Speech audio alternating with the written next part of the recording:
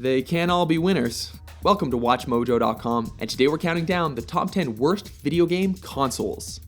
For the purposes of this list, we'll be talking specifically about hardware blunders.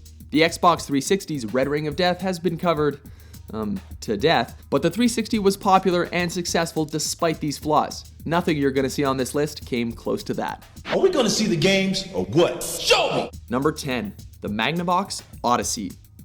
Capable of incredibly primitive graphics consisting of squares, this 1975 system was best known for Pong and the gimmick of placing a plastic overlay over your television. Capable of only creating squares, scorekeeping was up to you. With everyone believing that it only worked with Magnavox televisions, Atari swept in to claim the market. This ancient system would be higher on our list, but we're cutting it some slack for its age. Odyssey, a new dimension for your television, now at your Magnavox dealer. He's listed in the yellow pages. Number 9, Gizmondo. Released in 2005 and on the market for only a single year, this phone console flirted with two things gamers hate: a high price and advertisements. Selling for $400, gamers could choose to pick up a $299 version, which forced them to watch so-called smart ads. That's right, you'd be forced to watch advertisements to subsidize the cost. With only 8 games released, it fell hard. Number 8, LaserActive. Released in 1993 and discontinued in 95, this multi-platform console put all of its eggs in the Laserdisc basket. Yeah, I've never seen one of those either. On top of that, the system couldn't play certain games without a boatload of expensive extras in the form of 3 added modules, bringing the total retail cost to a whopping $2,500. Yeah, you heard me. All that for graphics that were merely on par with other systems, and no games to play on it equaled a lot of fail. Number 7, Pippin. One of the arguments over the future of home computing is, will we add computing power to our television sets, or will we add TV capability to our personal computers? Apple is betting that the TV will be the preferred viewing device with a new approach to home computing called Pippin. Are you a die-hard Apple fan hoping that they will release a home console?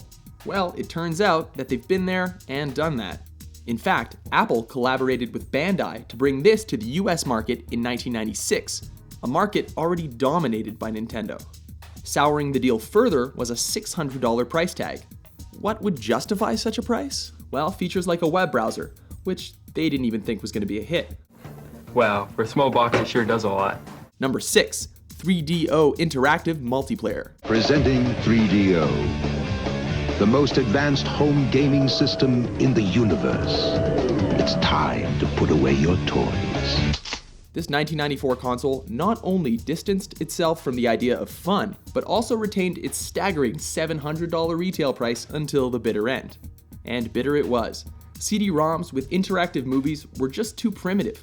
All in-game action was based on time prompts instead of actual gameplay. Fail. Cool. The real 3DO system from Panasonic. Number 5, Atari Jaguar. Back in 1993, the console wars seemed to have devolved into a pissing contest about who had the most bits and bytes. Why would I buy a 32-bit system for $300 when I can get a 64-bit Jaguar system for $149? Focusing more on math than making games, Atari unleashed their supposedly 64-bit system under the "do the math" slogan in a marketing campaign that depicted gamers as morons in the process. Doesn't that make you want to buy? Can you repeat the question? Hurt by a lack of software, it failed hard and took the legendary company down with them. Oh yeah, and its controller had way too many buttons. Number 4, 32X and Sega CD. Out of respect for the underdog Sega Dreamcast, we've decided to blame its failure entirely on these 2 add-ons. Codenamed Project Mars, these pieces of Frankenstein gaming were released between 92 and 94 to extend the life of the aging 16-bit Genesis hardware. A poor man's entry into the 32-bit era, these expansions ended up creating a beast of a console that didn't perform, costing Sega lots of admiration and tripping them up before the 64-bit race could ever begin. Pretend it's a game.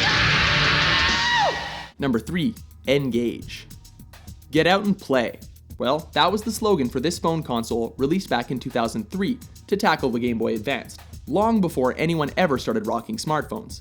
Resembling some sort of space taco, this one failed in large part to being a phone first and gaming device second. It was unappealing as both, with its tiny screen and minuscule library of games. The final fail was that you could only switch games by taking off the cover and battery. Do you know anyone that bought one? I didn't think so. Number 2, Philips CDI. This 1991 monstrosity was the result of the perceived desire for a CD-based device with computer-like abilities. If you're thinking PlayStation, think again.